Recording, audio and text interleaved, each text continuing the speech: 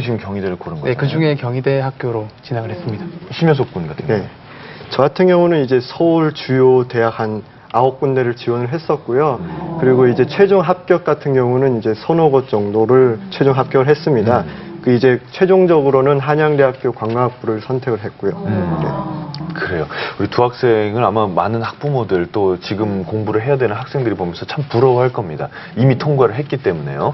자, 그러니까 오늘 면접은 어떻게 준비를 해야 되는지 자세히 얘기를 좀 나눠보겠습니다.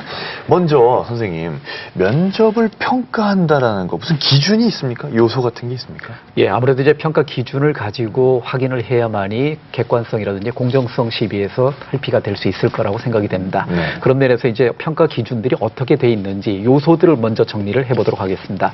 예, 정의적 영역과 인지적 영역으로 크게 대별해서 이제 살펴볼 수 있겠는데, 정의적 영역에서는 인성적인 요소, 가치관, 적성, 그 다음에 이제 지원 동기라든지 학습 동기 등을 묻는 문제들이 출제가 되고 있고요.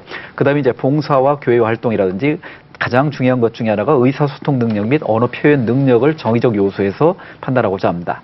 인지적 영역에서는 아무래도 이제 전문적인 교과 지식 내용이라든지 지식의 적용 및 재조직 능력, 그 다음에 문제 해결력, 창의적인 사고력 등을 종합적으로 평가하는 영역이 되겠습니다. 특히 이제 유형별로 경향을 좀 더 정리를 해보면 가장 중요한 것 중에 하나가 서류 확인 면접입니다. 학생들이 제출한 학교 생활 기록부라든지 자기소개서 추천서의 내용을 보면서 저희들이 서류 확인을 하면서 꼼꼼하게 점검을 해보고요. 그 다음에 이제 인성과 가치관과 관련된 면접에 대한 질문들이 구체적으로 제시가 됩니다. 특히 이제 이 학생이 가지고 있는 가치관이 어떤 요소를 가지고 있는지 하는 것들을 상황을 줘놓고 여기에서 판단하도록 하는 이런 문제가 출제가 되고 있고요.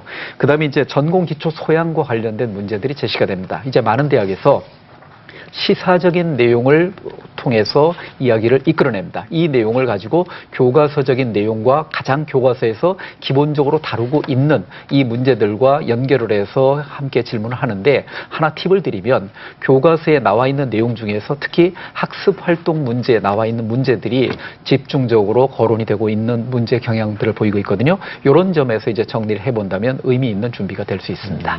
면접이라고 말하면 말을 일단 잘하는 사람이 유리하지 않나 하는 생각도 좀 드는데, 네. 그 말만 잘하는 사람이 되는 건 아니지 않습니까? 그렇죠. 우리가 사람을 판단할 때 글과 말로 밖에는 면접을 더 할 수 없잖아요. 네. 뭐 한 달 동안 같이 살 수도 없고 그렇죠. 하니까. 그렇죠. 근데 이제 글로는 어느 정도 자기를 포장하거나 위장할 수 있어도 말을 하면서 느껴지는 것들, 그 사람의 눈빛, 제스처, 또 생각을 말로 표현을 하지 않습니까? 그렇기 때문에 그 사람의 인성과 교양 정도, 또 어떤 그 자기만의 확고한 어떤 의식, 이런 것을 엿볼 수 있기 때문에 그 사람의 말을 통해서 좀 더 인성을 보고자 하는 의미인 것 같습니다. 그렇죠. 말을 들어봐야죠. 네.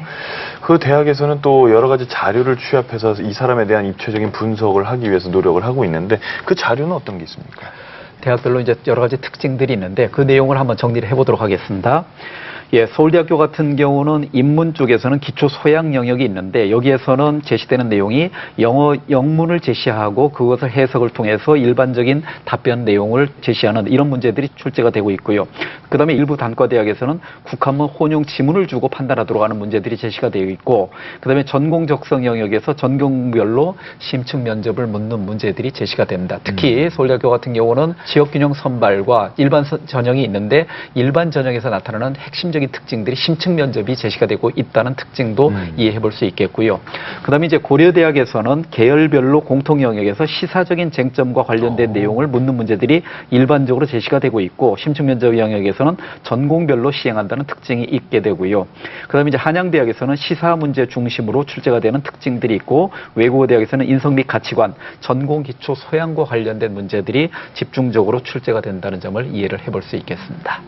대학마다 되게 다르네요. 예, 좀 다양하게 나타나고 있죠. 그럼 그 학생이 스스로 생각할 때 이런 점이 강하다고 생각하면 거기에 맞춰서 그 대학을 가는 게 유리하겠군요. 그렇게 지원을 하는 경우가 많이 있는데, 특히 네. 이제 그 대학에서 어떤 문제 유형으로 출제가 되고 있는지에 대해서 집중적인 점검이 필요하고 그에 대한 대비가 반드시 필요하죠. 그렇군요. 자, 그럼 우리 두 학생한테 좀 물어볼까요? 그 심층 면접이라는 거 어떤 문제들 기억나요? 대체로 입학사정관 전형을 지원했기 때문에 개인 심층 면접이 거의 대부분이었습니다. 이제 K대학 같은 경우를 예를 들면 이제 그 전형 면접을 하루에 2번에 걸쳐서 나눠서 하거든요. 첫 번째 같은 경우는